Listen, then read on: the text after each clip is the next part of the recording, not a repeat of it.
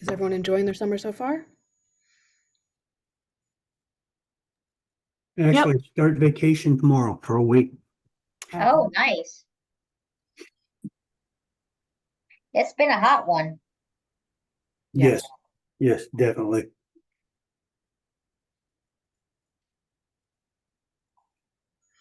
All right, well, it is 12:01, so we have an hour. I want to respect everyone's time.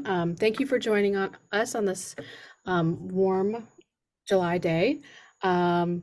As we were just talking, a lot of kids are home for the summer, on their devices, gaming, and, that can be great recreation for a little while, but we want to know when that can be problematic or lead to other issues. And we've heard that gaming can be a gateway to gambling and other addictions. So we're so pleased to have two experts here from the Department of Behavioral Health and Developmental Services. I'm first going to introduce Anne Rogers. She's the Problem Gambling Prevention Coordinator in the Office of Behavioral Health and Wellness in DBHDS. And we also have Don McCourtney, and he is the Lead Problem Gambling Coordinator for the Office of Recovery Services within the Department of Behavioral Health and Developmental Services. And we have been connected by them, by our friends at Encompass, and we have Alan Rasmussen here to tell us about some of their programming as well. And without further ado, I'm just going to turn it right over to you all. Thank you. And Anne, I don't know if you wanted to use slides or if you wanted to. Yes, if that's okay, I will share my screen. And let's see if I can get this to work right. And, okay, tell me if you're seeing, it looks like you should be seeing the lead. Okay. Looking good. Looks good. Thank you. So as stated, my name is Anne Rogers, and I'm the Problem Gambling Prevention Coordinator in the Office of Behavioral Health Wellness, which is within the Department of Behavioral Health and Developmental Services. And Don, who you'll talk to in just a little bit, or you'll hear from in just a little bit, he oversees the recovery services. But we'll figure out, start with prevention, because that's what we try to do, is to prevent things from happening in the beginning. And if you have just a couple seconds, if you can go to this link on Menti. And I'm gonna, hopefully this will work for me.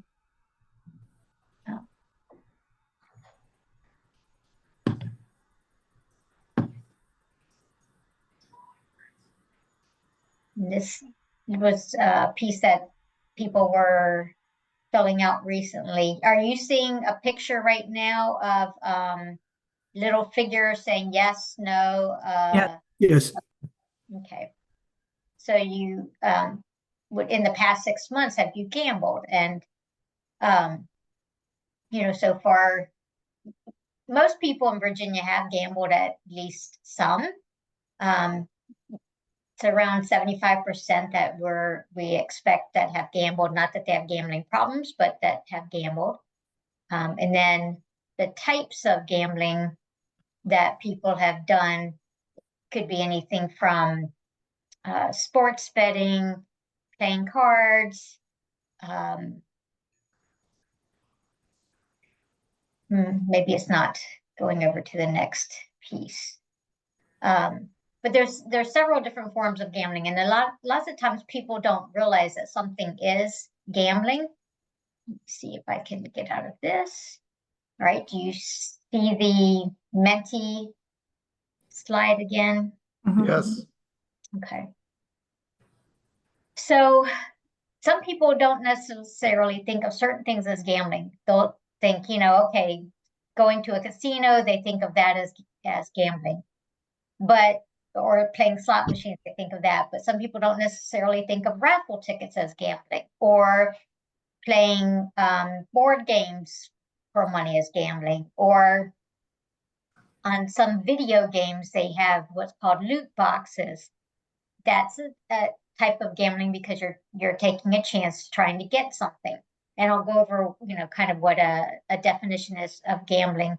But even bingo, people don't necessarily think of bingo as gambling. So if you were to ask somebody if they've gambled, many people might say no. But then if you ask them if they've ever, played these different types of games for money, or things of value, their answer would change to yes. So part of it is, let's get the awareness out of what gambling actually is. And just to give a little history on how gambling has come into Virginia, in 1973 was when we first started getting gambling, and that was charitable gaming. Charitable gaming were things like raffles, some of the bingo that came around, some of the things that you started seeing come from charities. And then in 87, the lottery was created, and the first lottery ticket was sold in 1988. And in 1989, we began allowing horse racing, betting on horse racing. Mobile lottery started in 2018. And then in 2020 was when the big boom happened, right? That's when the state said, okay, we're going to start allowing iLottery and sports betting and casinos. And our first casino opened actually in July of 2022. And we now have 3 casinos in the state, one in Bristol, one in Danville, and one in Portsmouth. And the 4th one is projected to open in Norfolk, but we don't have a timeline on that one. We've been approved for up to 5 casinos, with the 5th one right now, possibly Petersburg. Here's a definition of gambling. It's making a bet or a wager of money or something of value. And I say something of value because in kids particularly, they might not have money to bet, but they may bet their shoes or glasses or a cap or a shirt or something else that is of value to them. You're doing that in exchange for a chance to win something else where you don't know what the outcome is. So, you might be flipping a coin. You don't know whether it's going to be heads or tails. So you're taking a chance. So there's some level of chance involved in it. And things, betting or gambling would include things like cards, casinos, sports betting, lottery, online casino gaming. And we mentioned the charitable gaming, scratch tickets, roulette, horse racing. And for most people, gambling can be a safe form of entertainment, a way of socializing with friends, getting out into the community, just no different than if they were going to a movie or bowling. They might put a budget together and it's their entertainment money. But for other people, that's not the case. Now, when we use the term gaming, or when I'm using the term gaming, most of the time I'm using it interchangeably with gambling, because gaming is a term started by the industry itself, because it doesn't sound, I think, quite as negative as the word gambling does. Gambling itself is not necessarily a bad thing if you can do it in a healthy manner and it not cause problems for you. But gaming is also things like video gaming, and you can have video gaming addiction. There's actually an ICD code for video game addiction as well. So it's a pattern of playing where a person just starts to develop some negative consequences from it. The problem gambling defined is where it has the signs and symptoms. They may include things like constantly thinking about gambling or your next gamble. The person may feel the need to gamble more and more. They may need to gamble more money, or they may need to just gamble more often. They might get anxious if they can't gamble. They may try to chase their losses, and that's where, if a person lost, they keep playing thinking that they're going to try to, they'll win back what they've lost. gambling more than they can afford. They might not be telling the truth or lying to others about their gambling. Those are all some of the signs, and that there's a DSM code for that as well. So we offer treatment. Now, gambling occurs on a continuum. You can have a big chunk of people which are in that recreational gamblers, you know, enjoyment, recreation, socializing, but then people can also fall into starting to have some risk. Maybe they're starting to bet a little bit more than what they had planned, or they're spending more time betting than what they had originally planned, to moving more and more into problem gambling and then severe problem gambling. And I'm not going to go too much into that because I'm leaving that for Don to talk about. But one of the issues with gambling is the way how it affects our brain. And it's more of a brain issue than a money issue. And this is a cute little video that kind of provides some context as to how it impacts our brain. Hopefully this will work for me. It's not showing. Let me try. Maybe I just didn't give it enough time to play. May have to load. All right, let me see if I try going. Tell me if did you see my screen just change? Yes, we can see it now. Yes. Okay. Now, could you hear that? Mm-mm. I haven't heard anything yet. So No. You have to press some kind of something on your Zoom in for the people to hear it in. See if I'm sharing. I know there's usually like a button, my audios.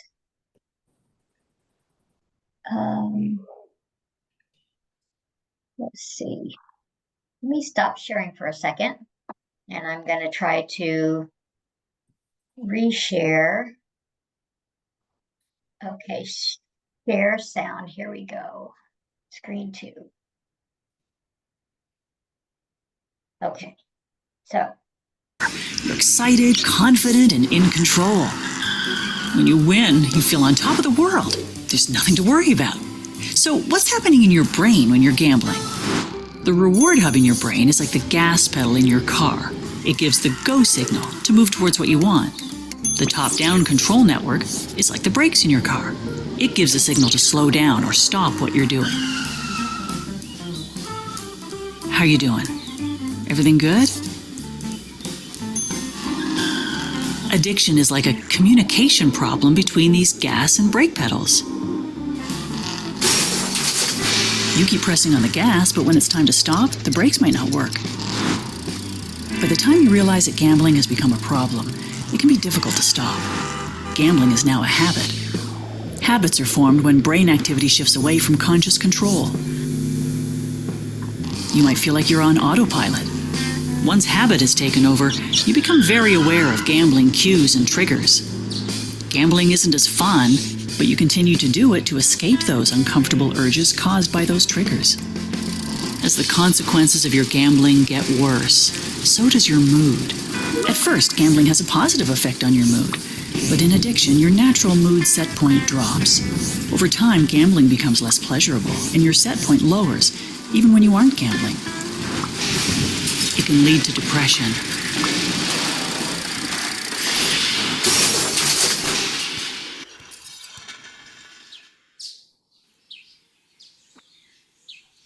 Hey, are you worried about your gambling? This helped me, and it might help you. Have a look. The good news is that your brain is always changing, and you can reset your reward pathways.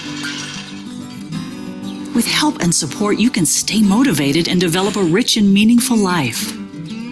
For more information about the brain and problem gambling, visit brainconnections.ca. There is help. There is hope. So that video actually comes from out of not California, Gambling. At first, it can feel a bit like getting behind the wheel of a new car. Canada. And the idea for the project came from a need that was identified by problem gambling counselors to have consistent evidence-based type answers or to their questions. And to help really explain how the brain is being impacted by gambling to those, in a easily understood manner. So there's several different risk factors involved in gambling, and what some of these risk factors are and how they impact will be the next few slides. So some of the youth risk factors that we're seeing, there's individual risk factors. So that could be internal, if a person has impulsivity problems or impulsive disorders, if they have things like ADHD or other addictions at the same time, that puts them at higher risk. If they have poor coping skills, if they have depression, they're also at higher risk for suicidal ideation, low self-esteem, early childhood traumas, what we call ACEs, that puts them at higher risk. Then there's with a family and friend risk factors. What are they experiencing it from their peers and in their family? Is there a family history of addiction, a lack of parental knowledge about that there could even be an issue with gambling? Many people don't realize that gambling could become a problem. They think, well, I'm not actually putting anything into my body. It's not like drugs or alcohol. But what they don't realize is that what is going into their body is through their touch, through the sounds that they're hearing, what they're seeing, all the bells and whistles. That's attractive to people. And then also what's going on at the community level. Is there easy access, which we know that's increased a lot? How available is gambling in their community? Is there a lack of the community awareness? Again, do they not understand that gambling could become a problem for some people, and what signs and symptoms to look for? If it's socially acceptable, it's becoming a norm in the community. All the pervasive TV ads and media ads out there, that attracts people to it. Some of the adult risk factors, which are the same basically as what you're seeing in youth, but again, it's the access and availability. What things are putting them at risk? It's their peer group involved in gambling. It are all their social support systems and people who they are around involved in gambling. Those in the criminal justice system, many who may have had gambling problems going in, but also develop gambling problems while they're in, so they need some supports. Those with antisocial behaviors, childhood traumas, the ACEs that I mentioned before, having an alcohol or drug addiction, or a family history of gambling problems or drugs and alcohol issues. So when I mentioned about ACEs before, those that have more ACEs are more likely to have to gamble more frequently. So this is showing that those with one or more ACEs, the yellow, versus those people who said they had no ACEs. As you can see, those that gambled daily were much more likely to have, at least one or more ACEs versus, closer to 50% if they never gambled. You also, with suicidality, people who have gambling disorders are at higher risk, the highest risk of all the addictions for suicidality. A lifetime prevalence rate of 31% for suicide ideation, with 1 in 5 or 6 attempting suicide. In the 2021 Virginia Youth High School Survey, it supports that research, and it showed that those who gambled in the past year were 12.8% more likely to have said they seriously considered suicide in the past year than those who said they did not gamble. And then from our National Vital Statistics data between 2018 and 2020, in Virginia, 9% to 12% of the suicide deaths noted circumstances of financial problems as a reason for them dying by suicide. As gambling types increase, what do we expect? What the survey found is there is some type of relationship or pattern whereby the more different types of gambling that a person participates in, the higher the likelihood that they purposely try to harm themselves. So they may not have attempted suicide, but they may have just wanted to harm themselves as well. Where 15% to 18% of those who in the past 12 months harmed themselves or considered suicide participated in 3 or fewer types of gambling in the past 30 days, versus 41% of those who participated in 6 types of gambling. So the more types of gambling they participated in, the more likely they were to try to self-harm or considered suicide. So we'll look next at who's playing and what they're playing. With youth, the 2021 survey found that males and those 16 to 17 years of age tended to have the highest rate of gambling of those in high school. And it's similar in adults. Males are also higher with adults for gambling.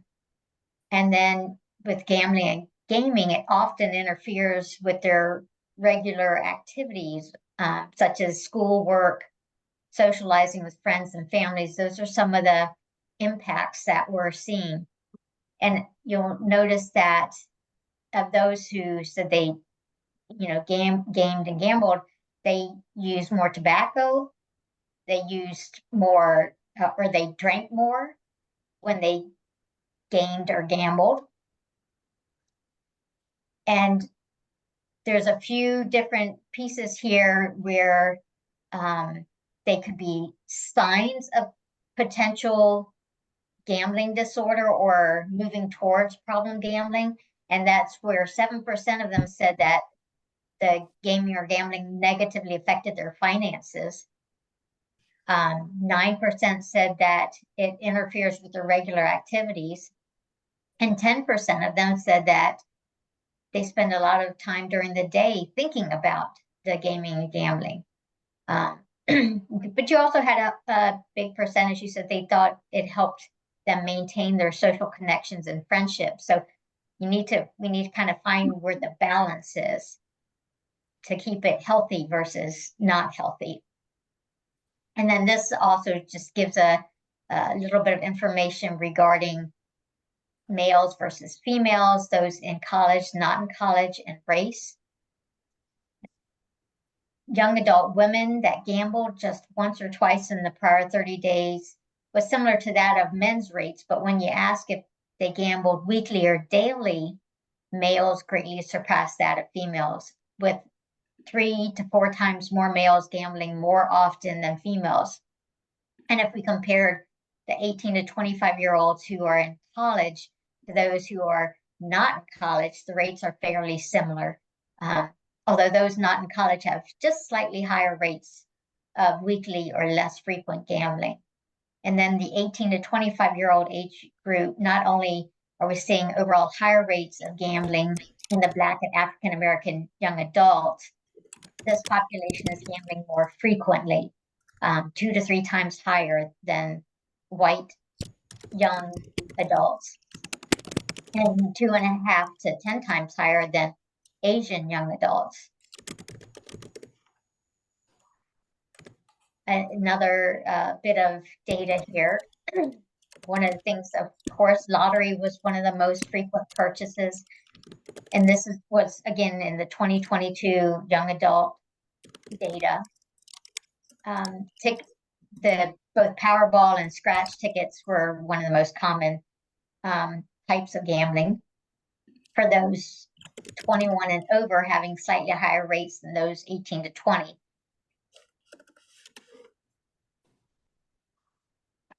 And so, is there help or support to address problem gambling? And what do we see in problem gambling? So we have a program in the state called the Self-Exclusion Program, and it's done by the lottery. And this is where people can sign up to self-exclude, to exclude themselves from gambling. And they would exclude, if they sign up through the state, it would exclude themselves from all gambling sources, which means they wouldn't be allowed into casinos or Rosie's. They also are not supposed to receive any ads from any of the companies, whether they're casinos or sports betting or lottery, none of that. And many people might think, oh, well, people aren't going to sign up for that. Why would they do that? Why would they, just want to ban themselves from that? And if you can't even go into a casino, and let's say they did decide to try to go into a casino and by chance they made it past the screening of their ID when they went in, and if they played, they could actually get charged with trespassing into that facility. As well as when they then try to cash out, they're scanned again. They are, they won't get, if they made any money, they would not get the money that they had won.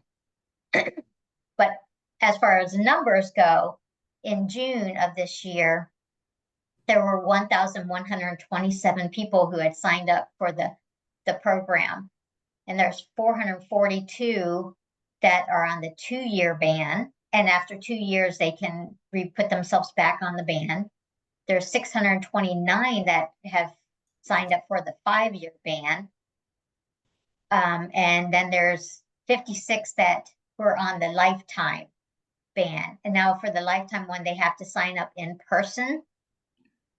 And that is because, they're saying, hey, I don't want to go into any of these places. I want to stay out of them. And they really need to make sure that they're aware of what they're signing up for when they do this. Because basically, once you sign yourself up for any of these, you can't get yourself off. And overall, 75% of the people on this were male that have signed up and 25% female. And so we also have the gambling helpline number, and we have an illegal gambling tip line number through the Virginia State Police. So if you happen to see something that looks like it's not legal, like if you're still seeing any of the machines in the convenience stores, the skill games, which is no longer legal, this is a place you can report it to. But from here, I'm going to stop sharing and move this over to Don Courtney to share his information. Here is mine.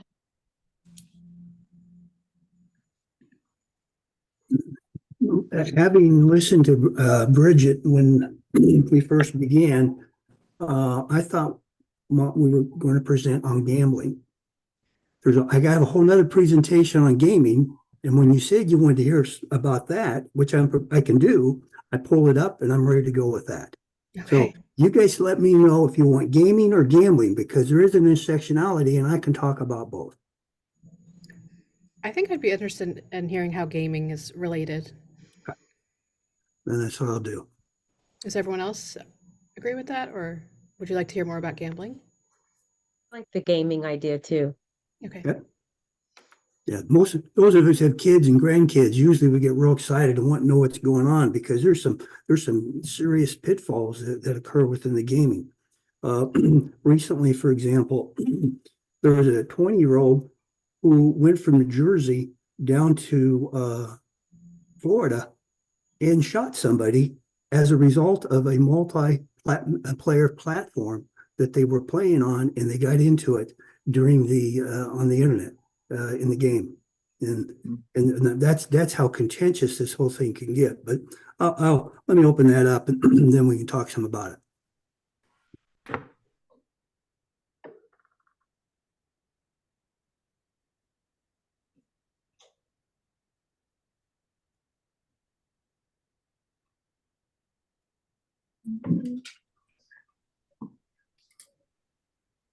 Okay, everybody see that? Yes? No. No? I don't see anything. Nope. All right, well, let me back up then.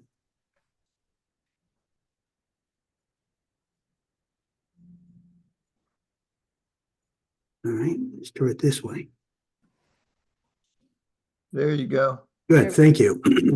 And I will go through these slides fairly quickly because there's a lot of information in here, and I would have pared it down. I misunderstood, but I want to give you guys what's important to you. So anyway, the idea of the video addiction, internet gaming disorder, that people really don't have a real good idea what that really is. You know, parents, they use these games as a babysitter. And I'm not pointing finger at any parent, but that's what happens. Busy day, tired, and the kids are playing it, and then now I can sit down and relax. So as Anne indicated, there is for video game addiction, there is a diagnosis on that, but not in the DSM-5.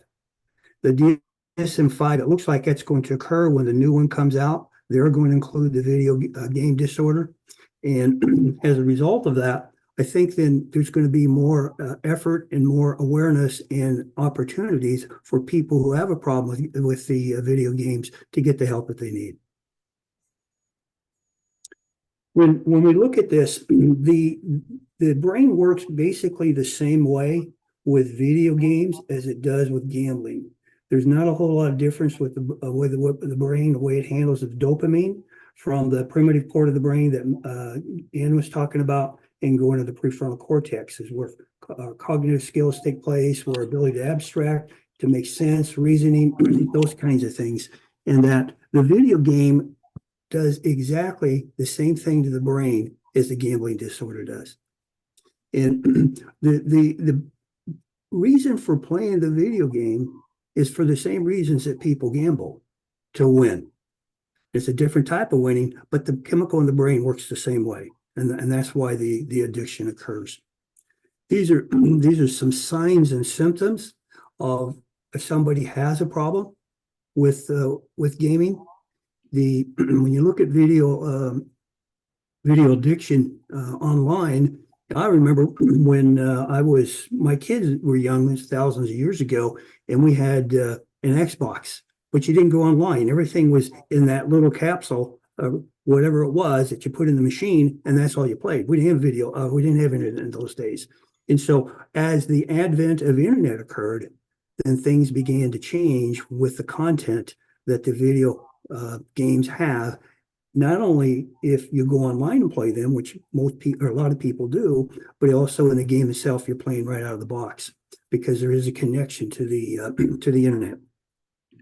So what happens is these symptoms are very similar to symptoms you would see if somebody has a substance use disorder or a problem gambling disorder, problems with work, problems at school, depression, anxiety, the need to spend more and more time on the video game.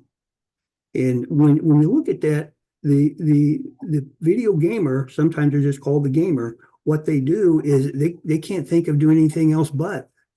Average gamer will play 7 hours a day on the video games. You can begin to imagine then what kinds of problems, got problems with activities that they used to do and enjoy, depending on age, dating, going out with friends, playing with friends, going to movies, interacting with mom, interacting with dad, interacting with their siblings, that goes by the wayside. And as you see the loss of control, they don't have the ability to cut back on the time. They cut back for a short time, and then they begin to get the craving. They begin to have physical withdrawal, anxiety, depression, because they're not playing the game. They go back to the game, and that's where they get their energy, if you will. And of course, they lie about the game they play, what the game is about, and the amount of time they play on the machine or on the or online. Hygiene changes. They don't take care of themselves. You can't, when you think about the hygiene changing, if you're playing a game for 7 hours a day on the average, then what happens? Well, you're not going to eat right. You're not going to exercise right. You're not going to eat right. You're going to eat junk food. You don't have time for showers and baths because that's interfering with your ability to interact with the game. The whole idea of the game is to escape. And there's 3 very basic platforms of gaming, and I'll talk a little bit about those. But the idea is to escape into that game. Then I don't have anything else in the world that I'm concerned about. And very similar to gambling. The other part of that is that when the person gets involved with the gaming, depending what kind of game it is, it gives them a sense of respect. They get particularly the multiplayer games like Fortnite, for example, and they go in and they do battle and they jump into an island and they do battle with everybody. They may have some partners when they play, and they may be picked on at school. They may be looked at weird at school. They could be looked at any number of ways with their friends. They have very few friends because of the quote unquote weird, but they get in that game, all things are off, because if they have good hand-eye coordination, and if they have any kind of ability to concentrate for long periods of time, they can become a great player. And what happens, they get lots of accolades doing that. In that respect, is very much like gambling, because when a gambler is successful gambling, they brag about it. Hey, look how good I am. And as a result, they get a lot of pats on the back from, hey, you won how much money? Hey, great, go on. Good job, Bridget, good job. But see, Bridget can't carry that out in the world with gaming. So she gets all the accolades in the game, all that information, communications going back and forth, depending on the game. Of course, as I said, it relieves all the energy, negative energy, the stress, the pain, the rejection, any kind of negative feeling somebody has. They get involved in the game, and that's where their worth is, and everything feels like they're Superman or they're Superwoman. I am really good because look what I can do. School, I get picked on. In the game, I do the picking on other people because I'm good. And of course, this is again pretty common when you look at SUD or problem gambling. So, what causes video game addiction? Well, what we know in that when you look at video game addiction, the growth or the involvement with it is measurable. Meaning that it may have started out for an hour, now it's 2 hours, now it's 3 hours, it was twice a week, now it's 5 times a week. And what happens, because you can measure that growth and the involvement in it and the money that's spent, then what begins to happen is that's in part how that addiction process begins, because there's a process that's called progression.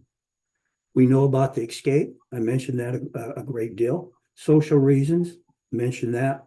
And then at some point, a complete escape, where I have very little contact with reality. And as far as going to school, going to work, I unfortunately know of a situation, and maybe you read about it. Some 20-year-old young man was gaming, and he was in charge of taking care of the baby they had, and was in the bathtub.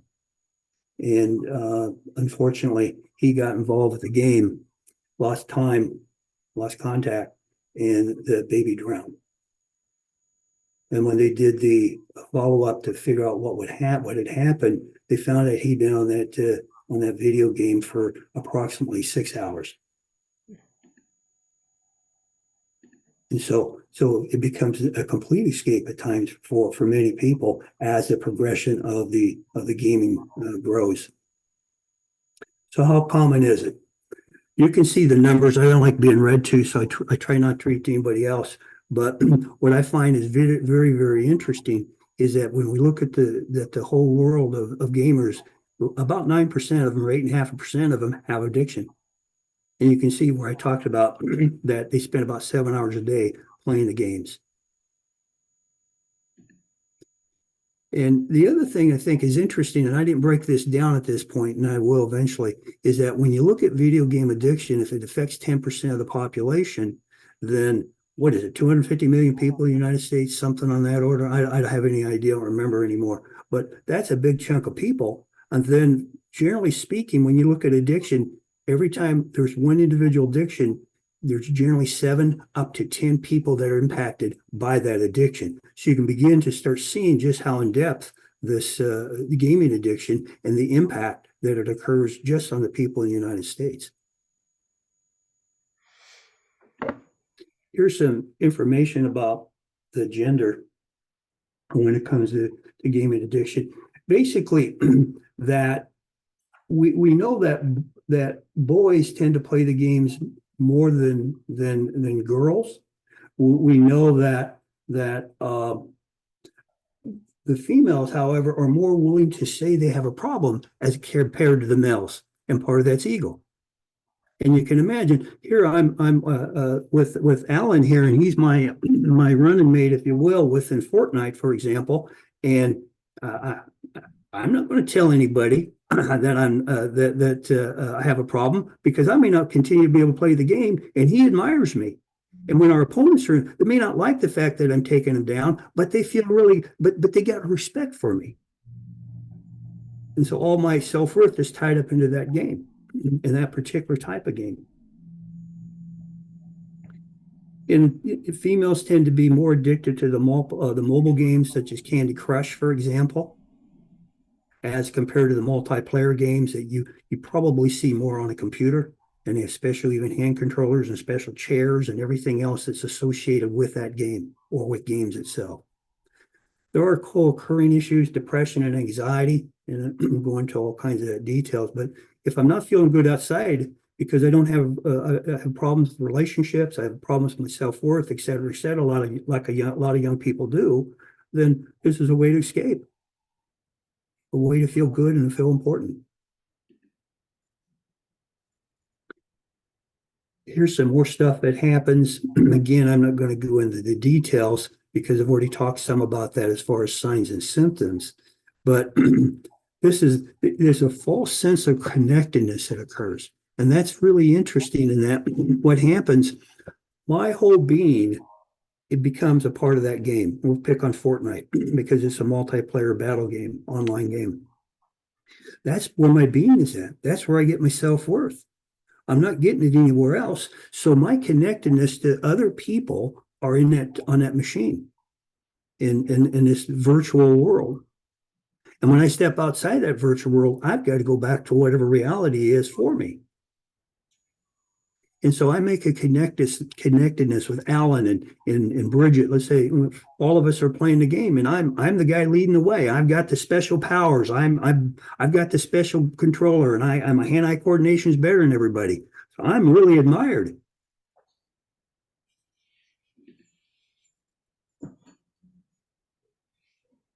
There is problems with weight, types of food that are eaten when people play these games.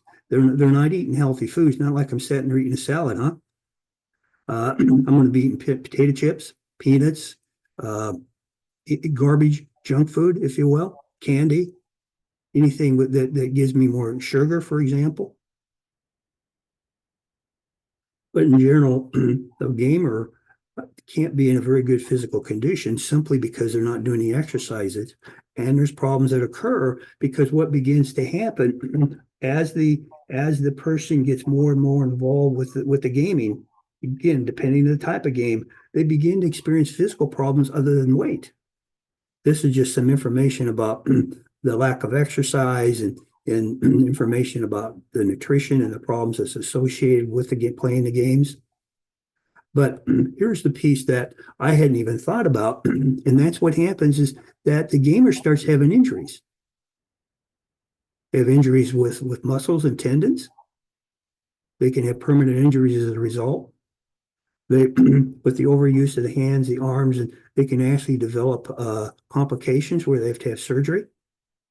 There's a gamer's called gamer's thumb, and they actually end up having to have surgical process because it gets locked in there in such a way for the continued use of the tendons. Carpal tunnel, that's all part of the that I was talking about. And as a result, not only aren't they eating well, they're not sleeping well, not eating well, but physically the gamers having problems, but that's their place where they're important. And that's so important to understand about gamers, is that the video game is their place of importance. That's where they get their worth.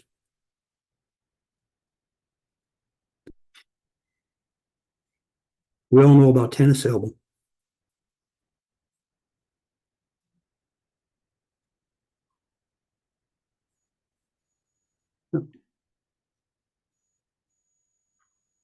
Oftentimes there's physical or vision problems, get headaches, common headaches, starts having problems with concentration because of the strain on looking at the screen and all the details of the screen. And there are now on certain games that there are seizure warnings because of the lights and the flashing and the movements and all the pieces and how they come together. And the same people who created, by the way, the video slot machines, that same technology, that same concept went into these games. There's withdrawal symptoms, and you can see the withdrawal symptoms that I mentioned a bit earlier about when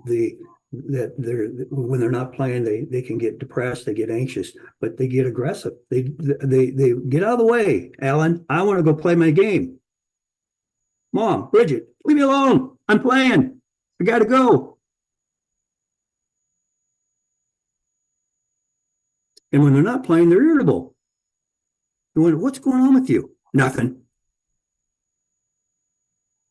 Now, does that remind somebody who has a substance use disorder?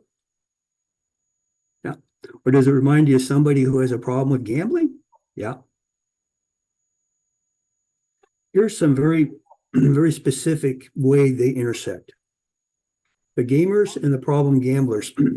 The only difference between the two, a lot of gamers come in with depression as a part of what's going on for them. I'm not saying that doesn't happen with the gamblers, because we know that there's probably right around 35% or maybe a little higher that prior to the gambling, they have problem depression. But with the gamblers, there's substance use. So many gamblers have substance use as a part of the process. It's still gambling from people who have a problem with gambling. It's not isolated to gambling. Alcohol or other drugs may be involved, particularly the drug alcohol.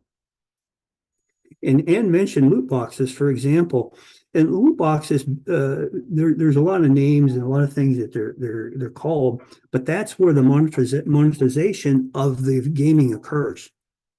Because if I'm a player and I'm playing this game, if I can get it out, here we go.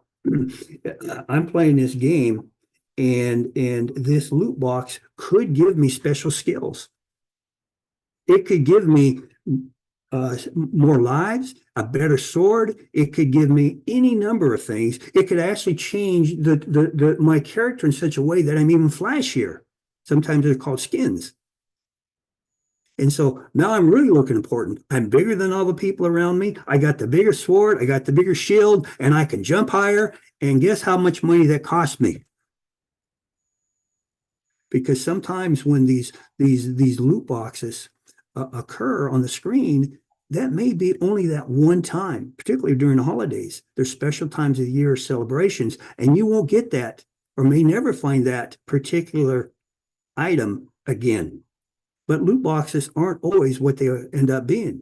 It's kind of like anything else. You open up a treasure chest, you don't know what's in there, but you're going to pay X amount of dollars to get into that loot box, and it may not give you what you were wanting for that particular time. So gamers, that's how they get hooked. That's where the money comes in, and that's where they spend all the money. And it's not unusual. Wasn't so long ago, I was doing some work with trying to help some mother with her 15-year-old And he was spending $400 or $500 a week. And he got a hold of a credit card, and doesn't matter how he did, and it was just skyrocketing. And mom's gotten a bill. What happened here?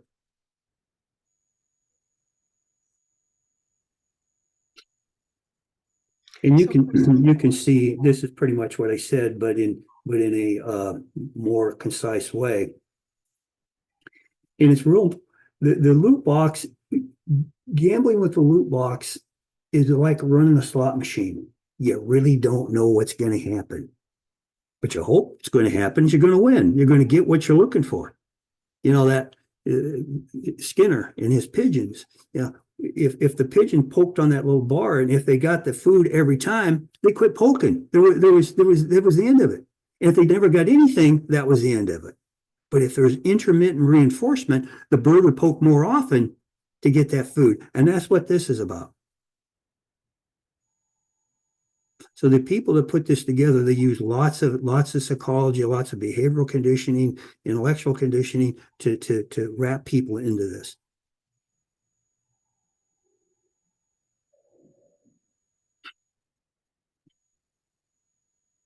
Yeah, and it talks about the variable rate reinforcement. Esports. Now I'll tell you, before I started to understand this, I thought frankly, esports were people playing online, basketball, football, baseball. Not at all. It's much, much bigger than that. It is actually what happens is that esports is there was a Twitch was developed for esports, and of course YouTube. And they have games that where people come in, you got all these people on the outside watching, and you have these people playing these games, video games, and whatever game they happen to be playing for all to see. And then what happens is that they have people paying these players to play for them. And let's say it's Nike. So Nike gets all this press, and this person who hasn't been able to have a connection, haven't been able to find anything that they felt they were or thought they were good at. They find they're good at this, and they're getting paid a lot of money to do the esports. And it's all over the world. It's not like it's isolated in the United States. So when there's an esports a battle that occurs, everybody comes in all over the world. It's like the Olympics. And as I've mentioned, the most common video game is that the multiplayer online battle. That's the most common and the one that most males get involved with. Women, males, females do as well. But this is truly the male's world, if you will, when it comes to the video games. And even if you look at the viewership that are watching the games in these esports, majority of them are males.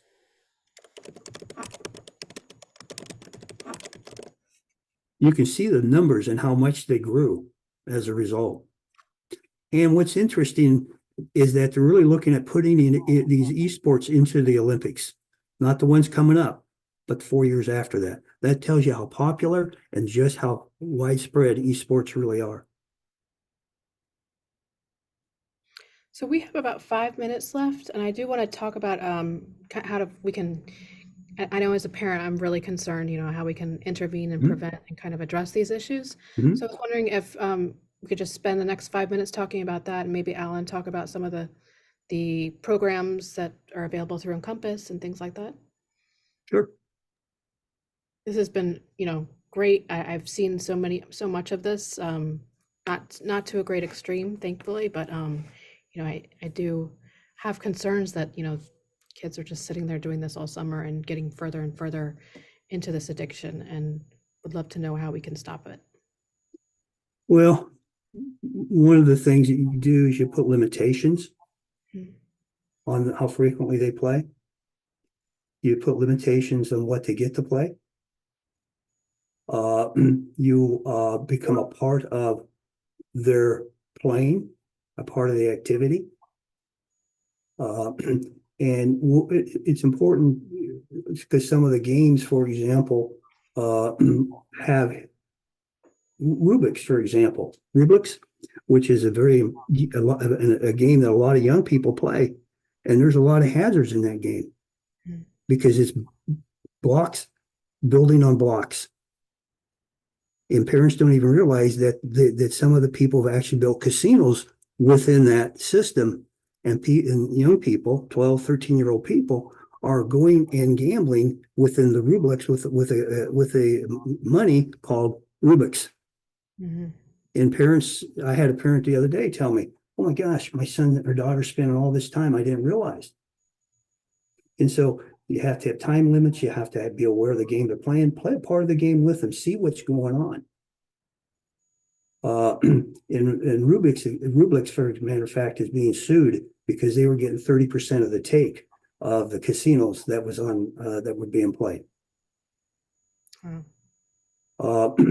Encourage them to do other activities, whatever those activities are. Most importantly, is you don't let that become a babysitting for them.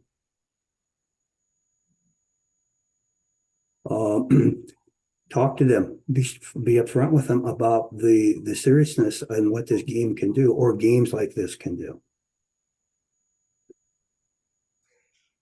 Those are the most common ones that I'm familiar with, but the parents' involvement is critical when it comes to this.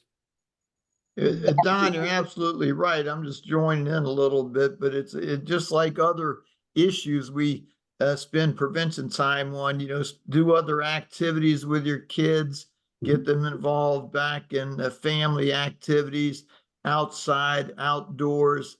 And look, I've seen this. I've seen it in families where everything you're talking about, where a kid who was involved in sports, all of a sudden he's not doing that anymore. And I'm wondering as the neighbor, hey, what's going on here? Why isn't he doing the stuff he used to do? And I'd go in and out. Next thing you know, you find out he's doing this gaming in his room all the time. And parents need to take charge.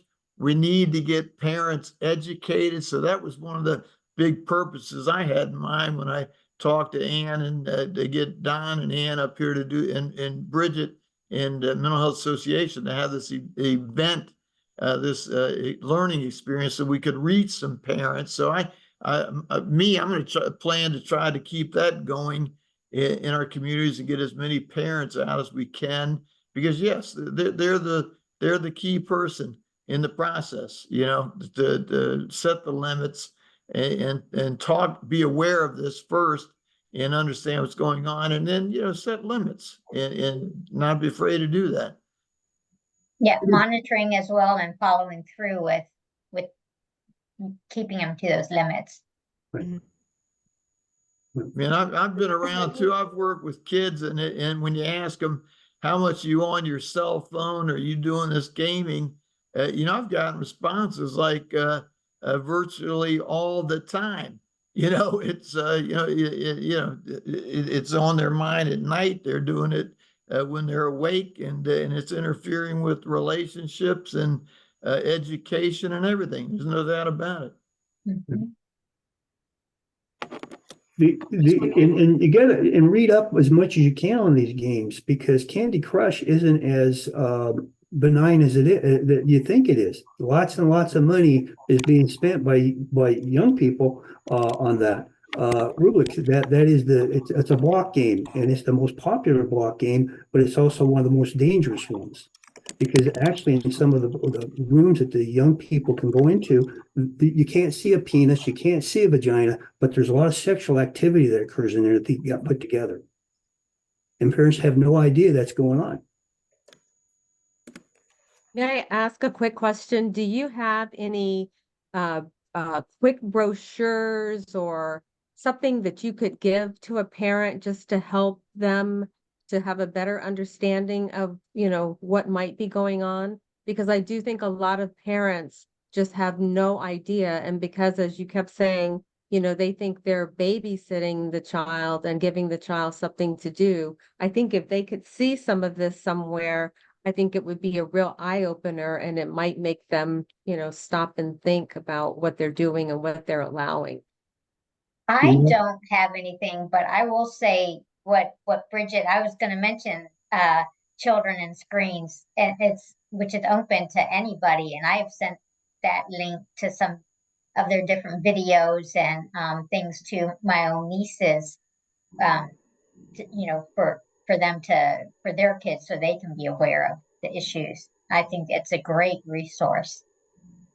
Yeah, Andrea, I just dropped something in the chat. It's a tip sheet from Children and Screens that Anne was mentioning. And what I like about it has ages and stages. So, from 6 to 10, I guess there's recommendations different for middle school and different recommendations for high school. Because what I was just about to ask the presenters is there a recommended time limit for a certain age that is too much or is just right? And I haven't looked at that sheet closely, but I'm thinking they will provide guidance on that. I think that personally, I have not seen any, maybe Ann has, but I have not seen anything on gaming what is considered too much, because each person is different and what the purpose is behind the gaming. And so I can just tell you that even though my kids played on Xbox, they got to play a half hour a day, period. The rest of the time they go up to the pool. We're in Vegas. They go play with their friends, go play ball, whatever they do. But you get a half hour on Xbox a day, period. Wow. And I took it away when I give it back. So that we didn't have any problems Yeah, with that anyway. that seems like a good amount of time to not have any problems. And I don't know how to taper down to that, but I hope to get there. Well, it's just a matter of in my view, is you just said be straight up. Here's what I know, and here's what we have to do, because honey, I love you. Mhm.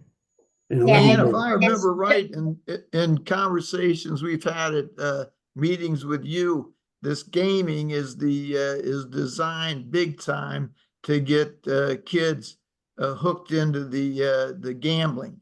I mean, it's just the easy step forward. So people need to know that too. It's just like same stuff with any other issue that kids are involved in. They can get involved at a lower level doing something that's set up to make this happen. And so it makes the process go. And we need to have parents understand that dynamic too. Yeah, and I think starting young, and the younger you can start with the limitations, and the better, because trying to do it later on as they're, later teenagers and stuff, that it can be hard to then reverse. Right. Well, this was an excellent presentation. Thank you. It was very eye-opening for me personally. I hope everybody enjoyed it. And I hope we have other ongoing conversations about this topic, because I don't see this as going away. It just seems like there's always something new that comes out that kids want to try and immerse themselves in. So I really, Bridget, again, appreciate before Yes. you go, I'll be glad to send you the slides that I have on what I've got, and you can disperse them to anybody who wants them if you like that. That would be That's wonderful. great. Yes. And we're also going to post this to our YouTube channel. So for those that couldn't make it, or you want to share it with others, you can do that, and along with the slides. Please do complete the survey when you're logging off, just so we can, better tailor these presentations to topics that you might want to hear about in the future. And reach out to us if we can do anything to connect you with providers or share any other resources. Hey, And again, thanks one to our last presenters. comment, and I know we're pushed for time, but we're going to be sharing out that information. If you look at surveys in Culpeper, Fauquier, and Rappahannock, I think we've talked about this. All of this is in there, and it talks about the amount of time that kids are involved in using their phone or gaming. And the numbers and hours you're talking about stand out in these surveys. So it's an issue in our communities. We need to address it, no doubt about it. In the slides, I have about 3 different slides that have to do with resources that you can reach out to and get information when it comes to gaming. Perfect. That's wonderful. That's exactly what we're looking for. Thank you so much. Thank Anna, you. Don, thanks so much Thank for your you. time. Alan, Thank you, thanks for guys. connecting us. Alan, it's good to see you again. I remember you now. I'm sitting, I know this guy. I've seen him somewhere on the screen before. There you go, man. You're hard to forget yourself. You and Ann are great. Thanks for being here. You're Thank welcome. you. Thank Take you. care. you all. Thank you, guys. Be Thank you. safe. Bye. Bye. Bye, guys.